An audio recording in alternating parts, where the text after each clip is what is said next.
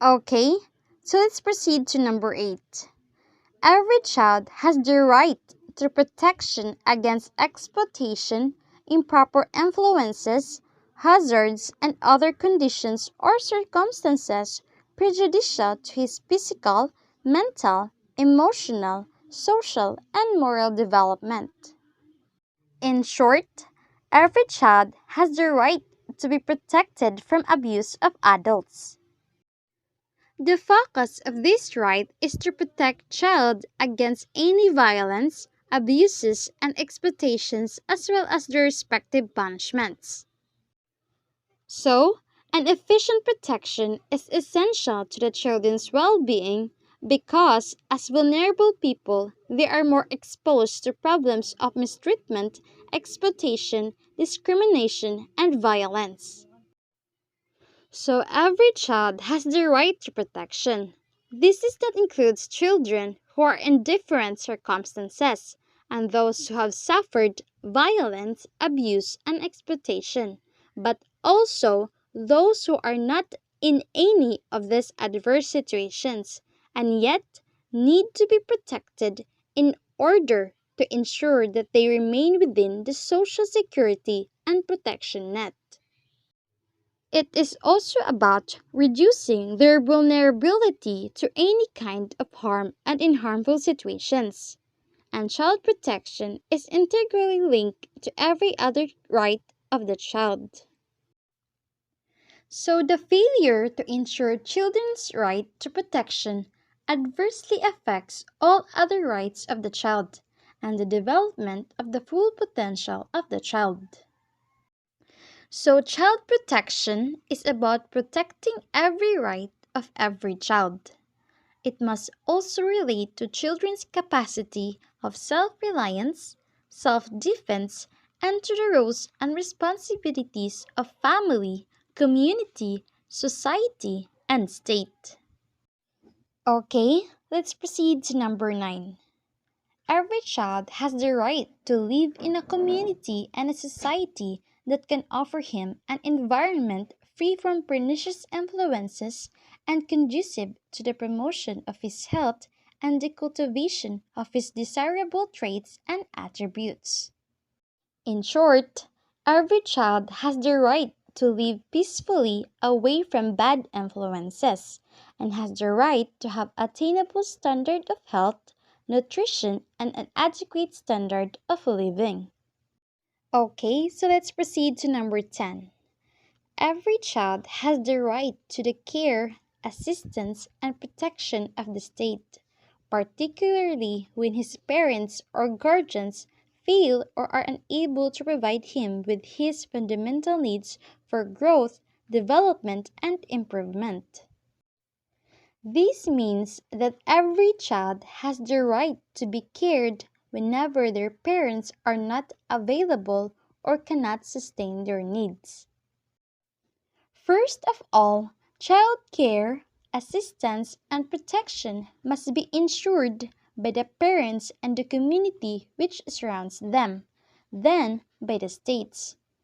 In order to ensure the child's well being and superior interests, the states an effective system that includes laws, politics, procedures, and practices intended to prevent and fight against various problems of mistreatment, violence, and discrimination that can damage a child's well being.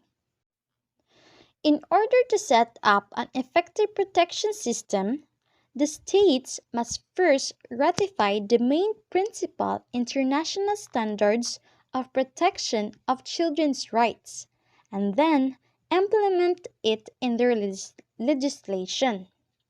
They must also ensure care to certain child profiles and provide them satisfactory and lasting solutions. In addition, the states must fight against the customary practices which lead and encourage discrimination and mistreatment towards children. As I've researched, I saw a post in Facebook about the horrible case of child abuse. A mother posted in her Facebook account a picture of her child being treated like a dog. tied in the neck, and made to crawl like a puppy eating from a bowl.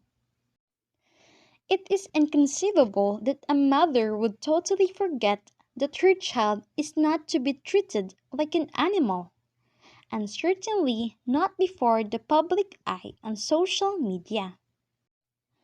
The mother totally forgot that her child must be taken care of, not laughed at. It must be cuddled and protected, not exploited, and that her child is a precious gift from God. The posting became viral and elicited negative comments nationwide. Whatever the mother's purpose was for posting it, only she knows. We must remember that no mother in her normal senses would do any such act that would harm her own child. A mother's instinct is to protect, not to harm or hurt a child, but apparently, incidents of mothers or fathers hurting their children are. So, what can be done about this? Parents or soon to be parents should be educated on laws that protect children against exploitation, humiliation, and any form of harm.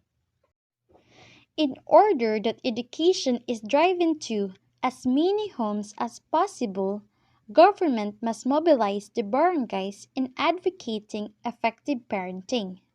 In this aspect, government should strengthen the Barangay Council for the Protection of Children. It should adopt at the barangay level programs and services that can help parents understand more parenting responsibilities. Credit should also be given to social media for exposing these inhuman acts against children. But government must address these current trends and incidents of child abuse and exploitation. For this purpose, the Department of Social Welfare and Development, the Department of Education, and the Department of Interior and Local Government in particular should work closely in coordination and collaboration with each other. This should be the focus and priority of government, for if we give our children a better life and environment now, we give our country a better tomorrow. So that's all in my report. I am Rea Ann Monton, one of the reporter of Group 3, and I will give now the spot to Miss Joyce Patatag for the continuation. Next, every child has the right to an efficient and honest government that will deepen his faith in democracy and inspire him with the morality of the constituted authorities both in their public and private lives. So this means every child has the right to believing or to live in a good government who helps them strengthen their faith and also to become a good or a better citizen.